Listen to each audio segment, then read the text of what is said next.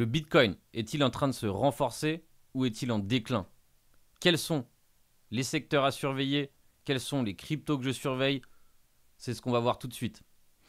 Bonjour à tous l'équipe, bienvenue sur la chaîne Captain Trading. Alors on va faire un brief du vendredi. On va essayer de boucler la semaine ensemble, préparer un petit peu son week-end, préparer un peu la suite des événements.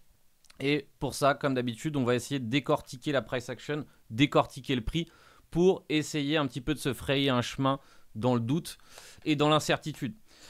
Donc, on va sortir ici les market profiles. Donc, les market profiles, je le rappelle pour ceux qui ne connaissent pas, c'est tout simplement en fait un graphique qui exprime le temps passé sur chaque niveau de prix. Alors, le temps et le volume. Parfois, ce sont des métriques qui se confondent, mais pas toujours. Donc, un TPO, c'est le lieu où, dans une session, qui peut être une session asiatique, où on peut prendre la session journalière, ici j'ai la session journalière, eh bien, c'est là où le prix a passé le plus de temps. Donc, ces zones sont des zones clés, d'accord? Sachez que si le prix a passé du temps sur un endroit, ce n'est jamais pour rien. Donc, ce qui se passe, c'est que à fur et à mesure qu'on évolue sur le prix, on peut éventuellement laisser des niveaux de TPO nus. C'est-à-dire que c'est des anciennes zones où le prix a passé énormément de temps. On a décollé de cette zone et du coup, on laisse ici ce qu'on appelle un TPO nu. Donc, à mon avis, je pense que maintenant que le marché tente ici de, on va dire, revenir à l'envoyeur, hein, revenir de là où on est parti, de là où la price action a recommencé à être positive, eh bien à mon avis, il y a pas mal de chances que le marché cible à prendre ce TPO qui est ici. Et il y a aussi ce qu'on appelle aussi des naked POC. D'accord? Des naked POC, c'est aussi des niveaux clés. Et donc là, on en voit un aussi qui est bien présent. Donc pas mal de niveaux finalement qui, à mon avis, peuvent être testés dans l'optique, hein, tout simplement, soit évidemment dans le meilleur des cas de figure de reprendre notre tendance ou en tout cas de récupérer le range parce que pour l'instant, à mon avis, on ne va pas voir de trading de tendance pendant un moment, on est en trading de range. Donc, à mon avis, le plus logique, ou en tout cas les niveaux sur lesquels je tenterai de voir des réactions et potentiellement de me placer en intraday, en scalp, en swing, peu importe, je chercherai dans des zones qui me semblent cohérentes. Et donc, pour moi, on va dire que voilà, les 62, 63 restent des points d'appui importants. On a buté sur une zone, comme vous pouvez le voir, on a buté sur un ancien TPO. Hein, donc, vous voyez l'importance de ces niveaux. On a buté sur un naked POC et un ancien TPO.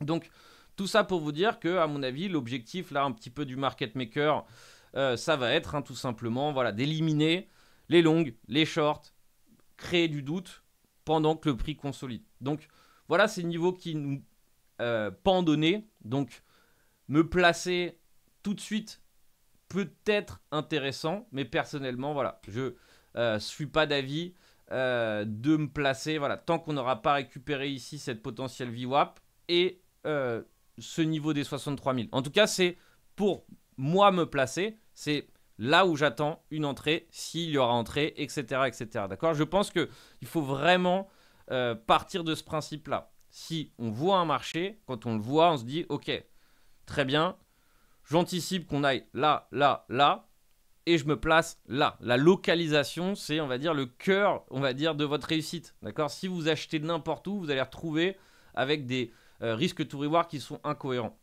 Donc, tout ça pour vous dire qu'on a ces niveaux-là à prendre. Donc, pour potentiellement rééquilibrer un petit peu cette price action qui a été, on va dire, agressive. Hein. Donc, tout ça, quand on a une price action aussi puissante, généralement, c'est des short squeeze, d'accord? C'est beaucoup de positions short qui couvrent.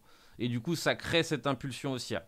Donc, maintenant, on va décortiquer le prix, on va dire, dans son intégralité, en partant des time frames supérieurs, d'accord? C'est-à-dire qu'on va partir du monthly.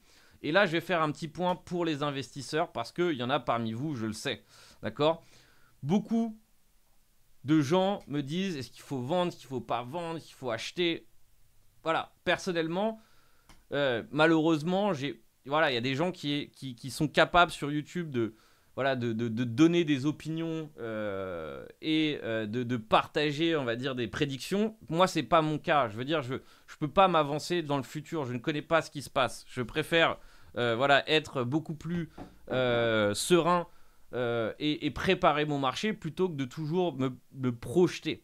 Mais en tant qu'investisseur, si on a attendu plusieurs années sous l'eau, ou après plusieurs années, finalement, on est en train enfin de récupérer peut-être un investissement positif, abandonner son bébé d'investissement tout de suite, après avoir, on va dire, tenu des années, je pense que c'est pas forcément une bonne idée.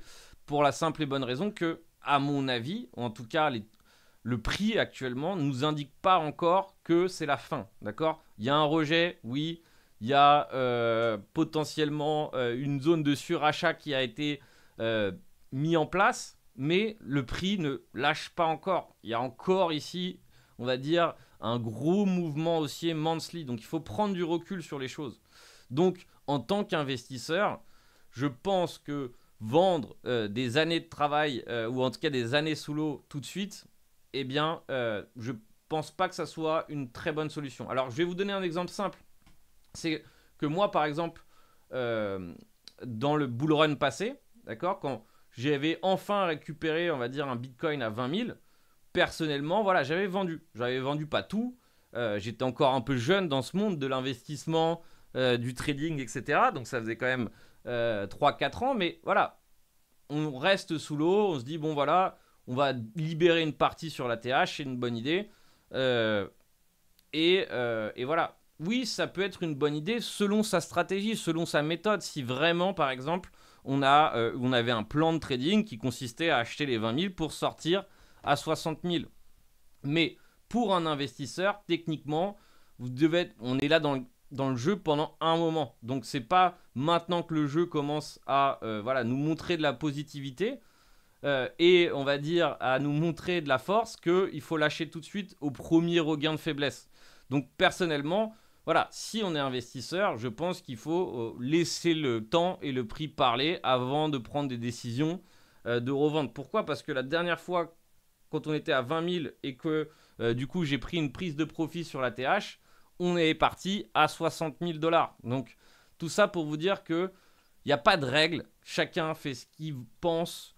Le mieux c'est toujours de récupérer, on va dire, la partie qu'on a investie toujours le plus rapidement possible et le reste c'est du travail de suivi. Mais sachez que investir n'est pas une tâche facile, il y a énormément besoin d'avoir confiance en ce qu'on achète, d'avoir confiance à la suite des événements, avoir confiance à la tournure économique. C'est un travail qui est excessivement difficile. Et beaucoup de gens pensent, ah oui, je vais investir. Oui, non, investir est difficile. Pour moi, je trouve que spéculer ou trader est pas plus facile, mais c'est beaucoup plus facile à borner, on va dire. Un investissement, c'est des années, parfois sous l'eau, etc., etc. Donc voilà, petit point, juste pour vous dire que voilà, en tant qu'investisseur, voilà, on peut se permettre de laisser encore le prix parler. Le top, c'est un événement, ça se verra, ça pourra se voir, ça se verra encore mieux après si c'est vraiment un top. Mais tout ça pour vous dire que pour l'instant, on ne peut pas se permettre, voilà, après être resté des années sous l'eau, de vendre tout de suite. Encore une fois, c'est juste ma vision. Après, évidemment, en fonction de vos besoins, de votre risque initial, etc. Après, évidemment, c'est des décisions qui sont très personnelles. Donc maintenant, on va s'intéresser au prix. Donc là, comme vous pouvez le voir, je suis en weekly. Moi, ce qui m'interpelle, ou en tout cas un des éléments qui doit vous interpeller et qui doit vous rappeler d'être assez prudent, notamment sur le Bitcoin dans les prochains jours, c'est l'expiration record qu'on va avoir le vendredi prochain. Alors les conséquences de ces expirations, c'est souvent la même chose. C'est-à-dire que on a le prix qui peut avoir une price action qui est un petit peu plus sanglante que d'habitude. On a des niveaux qui sont moins respectés. On a beaucoup moins de cohérence parfois, on va dire, sur ce qui se passe. Ça, c'est assez souvent, on va dire, le les éléments qui viennent avec ce genre d'expiration. Là, on a du 9 milliards. Donc, pour les institutionnels qui ont mis un paquet d'argent sur la table, cette fin de trimestre est clé. D'accord? Pourquoi elle est clé? Parce que leur position gagnante, ils vont essayer potentiellement de les faire rouler vers le prochain trimestre. Donc, ça engendre finalement des positions qui se ferment, etc., etc.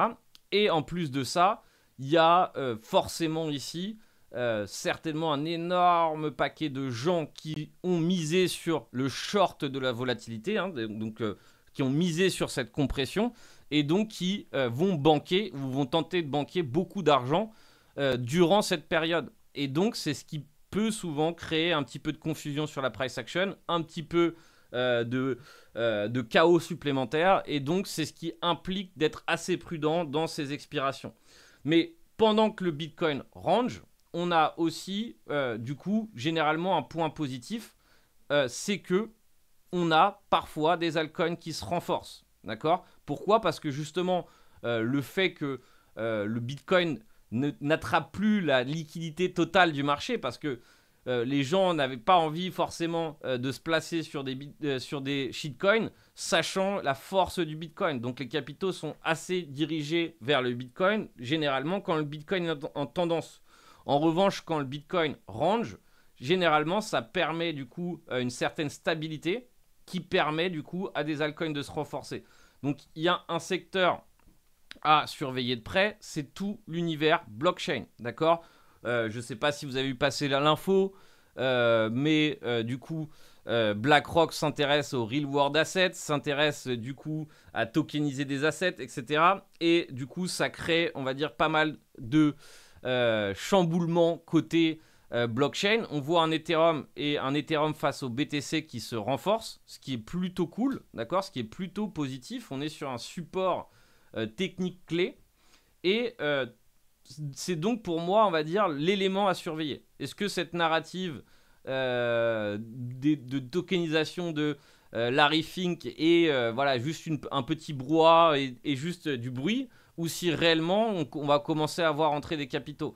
Donc je pense que du coup, on voit les blockchains qui se renforcent, le CAS. Donc moi, le CAS, hein, j'étais long la semaine dernière. Et comme quoi, on n'est jamais parfait. Hein, et du coup, moi, voilà, mon plan, c'était vraiment long la semaine dernière là. On est venu faire la déviation supplémentaire, donc on est venu créer le trap, hein, le mouvement qui du coup a sorti beaucoup de monde, dont moi. Hein, malheureusement, il y a toujours une sortie à avoir et malheureusement, bah, ma sortie, mon invalidation avait été irrespectée, avait été depuis longtemps, on va dire, invalidée, donc j'ai pas cherché à rester et donc maintenant, potentiellement, le CAS va me servir ici à chercher des pullbacks. Il est ultra fort. Ça, c'est vraiment le type de comportement qu'on veut voir pour de la force, d'accord? Donc, on a cette espèce de support clé qui est franchi, qui est abîmé, et en fait, on a ce pattern ici de V-bottom, ce pattern ici de violence de retournement qui nous indique ici, voilà, ok, là, il y a des gens qui ont dit non et qui sont plus d'accord sur cette baisse de prix. Donc, vraiment à suivre de près. Je pense que du coup, on a un repère assez clé sur le CAS, c'est les 14-15. Tant qu'on tient un peu la zone des 14, à mon avis, il va continuer son expansion jusqu'à 17. Ou en tout cas, à mon avis, il va chercher à récupérer le pattern qu'il avait perdu. D'accord? Donc la consolidation perdue est là. Vous voyez qu'on est quasiment pile poil ici sur la ligne de coup. Ensuite, on a donc du coup forcément des layers 2 qui redeviennent peut-être intéressants. On a des consolidations importantes qui s'opèrent sur certains coins. On a par exemple sur d'autres secteurs qui ont plutôt bien cartonné à un moment donné, du coup une consolidation un petit peu généralisée. Donc par exemple sur le RNDR qui était très fort, le shop en daily est rechargé à fond. On a un méga range, une méga consolidation et sur des time frames haussières, c'est absolument pas baissier pour l'instant. Donc ça va être des coins qu'on va surveiller pour une reprise. Donc pareil ici à mon avis, je pense en voyant cette price action que le prix va tenter d'aller chercher de la liquidité sur ses poches Et ce qui sera intéressant, c'est de chercher le même type de pattern de résurrection de ce type en V pour pouvoir se replacer. Donc, il y a énormément de disparités entre les coins. À savoir qu'il y a des coins qui sont relativement en forme, relativement haussiers. Donc, on a le FTM. Je pense que c'est pareil. Lui, peut-être tout à fait sur notre liste de candidats pullback. Là, vous voyez que sur FTM, voilà, c'est du trend following. Hein, c'est tout simplement le prix qui corrige, rachat sur support, rachat proche du creux, rachat sur support, etc. Donc, pour l'instant, on peut continuer à jouer le jeu de suivre cette tendance. Donc, choisir des candidats, choisir comment, ou voilà, focaliser son attention sur certains coins, je pense que c'est vraiment la mission du trader. Et moi, personnellement, ma stratégie pour ça, c'est de ne pas avoir trop de coins, de choisir des coins qui sont potentiellement haussiers pour pouvoir respecter une tendance. Et voilà, essayer de focaliser mon attention que sur certains secteurs. Bref, il y a énormément de travail sur la façon dont on sélectionne, dont on s'intéresse à des graphiques, de façon à ne pas partir dans tous les sens. Le plus difficile, c'est justement de ne pas s'éparpiller. Donc, vous l'avez compris, pour l'instant, on est toujours en range sur le BTC, c'est-à-dire que pour l'instant, on va avoir de la stratégie de range. Vous avez vu les niveaux clés sur les TPO tout à l'heure. Donc, c'est les niveaux, à mon avis, que j'attends pour cibler potentiellement un retour ou pas. On a ce creux, cette zone des 61 000 à défendre à tout prix, évidemment, pour ne pas voir, on va dire, de continuation baissière violente. Et potentiellement, si on a des week-ends habituels, eh bien, normalement, le week-end, les altcoins se renforcent. On a généralement des issues positives le week-end, pas toujours, donc encore une fois à surveiller. Mais voilà ce qu'on a sur le Bitcoin. Stratégie de range, vous avez compris où est-ce que je cherche des points d'entrée, s'il y a des points d'entrée à avoir. Et vous avez compris où je focalise mon attention sur les layers 2, les blockchains, et voir un petit peu qu'est-ce qui se passe dans ce secteur. D'accord ? Voir ce qui se passe dans ce secteur et surtout chercher potentiellement des zones d'entrée. C'est ce que j'essaie de faire tout le temps, on va dire, avec les élèves. Et surtout, finalement, un travail préparatoire. Tout est dans la préparation. Donc, si vous avez une crypto à analyser pour ma prochaine analyse, je serais ravi de l'avoir en commentaire. Et derrière, je vous souhaite un excellent trading à tous. Je vous laisse avec cette vidéo qui va vous permettre de sélectionner des entrées grâce à l'Open Interest et donc de chercher des opportunités explosives. Et je vous souhaite un agréable week-end et on se retrouve très bientôt. Ciao, ciao l'équipe.